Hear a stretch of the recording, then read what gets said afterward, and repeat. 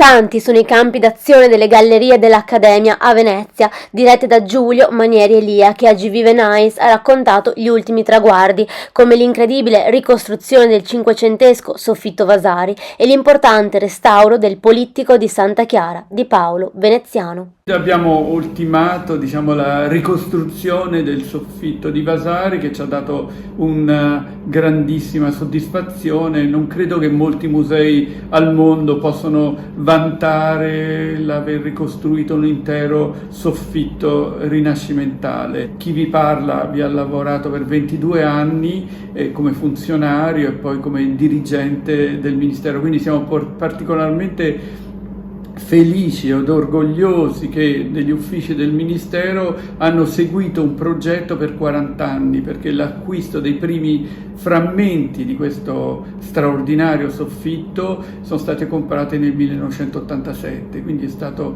un progetto lunghissimo, una continuità di azione fino al successo della ricomposizione del soffitto. L'altro va, in questo ambito in cui crediamo di stare facendo un grandissimo lavoro, ma è nella tradizione, di questo museo, la restituzione del Polittico restaurato di Paolo Veneziano, uno dei primi capolavori che accolgono i visitatori alle gallerie dell'Accademia. Poi parla del progetto Grandi Gallerie e dell'importanza del laboratorio di restauro alla Misericordia. È un percorso che non è ancora ultimato, ci auguriamo che il terzo lotto venga ultimato, il terzo lotto di lavori, sono 4 lotti in corso di restauro di questi spazi al secondo piano, e poi finiti l'intervento di restauro architettonico noi riallestiamo le sale.